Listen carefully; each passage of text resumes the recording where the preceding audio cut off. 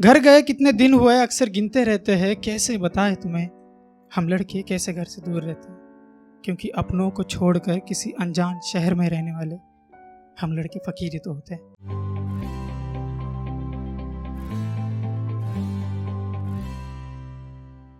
तो बेसिकली मैंने जो पोइट्री लिखी है वो मैंने लड़कों के ऊपर लिखी है। तो मैंने इंजीनियरिंग की है। तो जब हम लोग घर के बाहर रहते थे या फिर मैं या कोई भी लड़का जो घर के बाहर रह रहा है तो वो क्या क्या चीज़ें फेस कर रहा है ना, तो मैंने उसके ऊपर लिखा है। तो मेरी पोइट्री का नाम है हम लड़के फ़कीर होते हैं। तो शुरू करता हूँ कि हम लड़के फ़कीर होते हैं, घर होकर भी बेघर होते हैं। हम लड़के फ़कीर होते हैं, घर होकर भी बेघर होते हैं। हर रिश्ता निभाते हैं पर रिश्तों के खुशी से अक्सर अनजान होते हैं। क्योंकि घर संभालने के लिए हम अक्सर घर से दूर होते हैं।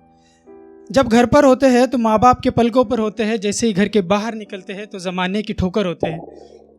और हाँ, कई बार किसी का प्यार भी होते हैं। और जब हमसे अच्छा होने कोई मिल जाता है तो उनके लिए अजनबी होते हैं। चंद पैसों के लिए घर से दूर होते हैं पर घर की जिम्मेदारी हमारे कंधे पर है, हम बखूबी समझते हैं। मेज़ के टिफ़िन में अगर मन चाहे सब्जी ना हो तो भी खा लेते हैं। बिस्तर गंदा हो तो भी सो लेते हैं। कभी भरपेट खा लेते हैं तो कभी खाली पेट भी सो लेते हैं। और अगर माँ ने पूछा कि बेटा खाना खाया तो झूठ भी बोल लेते हैं। घर से दूर रहना पसंद नहीं है हमें, मगर क्या करें रह लेते हैं। आंसुओं से सख्त नफरत है हमें, मगर बिस्तर में सर छुपाकर अक्सर रो लेते हैं। दुल्हन किसी के कंधे पर सर रखकर रोती है, पर जब हम लड़के रोते हैं तो सिर्फ खाली दीवारें होती है। दुल्हन किसी को गले लगाकर रोती है, हम खुद को ही गले लगाते हैं। दुल्हन पराए घर जाती है तो उसके हाथों में किसी का हाथ होता है, पर जब हम लड़के घर छोड़कर जाते हैं तो खाली दीवारें और खुले आसमान का साथ होता है। दुल्हन घर को याद कर सिर्फ एक दिन रोती है, पर हम लड़के घर को याद कर हर दिन रोते हैं। घर गए कितने दिन हुए अक्सर गिनते रहते हैं, कैसे बताएं तुम्हें हम लड़के कैसे घर से दूर रहते हैं। क्योंकि अपनों को छोड़कर किसी अनजान शहर में रहने वाले हम लड़के फकीर ही तो होते हैं। Thank you.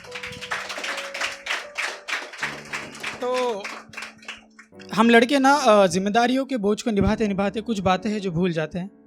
तो पहला कि जैसे अगर आप किसी काम में बहुत बिजी और माँ का फ़ोन बार बार आ रहा हो, तब आप फ़ोन उठाते हो और कहते हो माँ बाद में करता हूँ ना, अभी काम में बिजी हूँ। ऐसे वक्त पर फ़ोन उठाना और माँ से 2 मिनट बात कर लेना, देखना आपकी सारी थकान दूर हो जाएगी। दूसरा, अगर राह चलते कोई ऐसा दोस्त आपको मिल जाए जिससे आपकी बहुत पुरानी रंजिश हो, तो उससे मुंह फेर मत लेना, उसे रोकना, उससे बात करना और सारे गिले शिकवे दूर करना, देखना आपको सुकून मिलेगा। और आखिरी सबसे इम्पोर्टेंट बात कि किसी लड़की के शरीर को नंबर देने से पहले उसे इज्जत देना, देखना वो ज़्यादा खूबसूरत लगेगी। Thank you so much.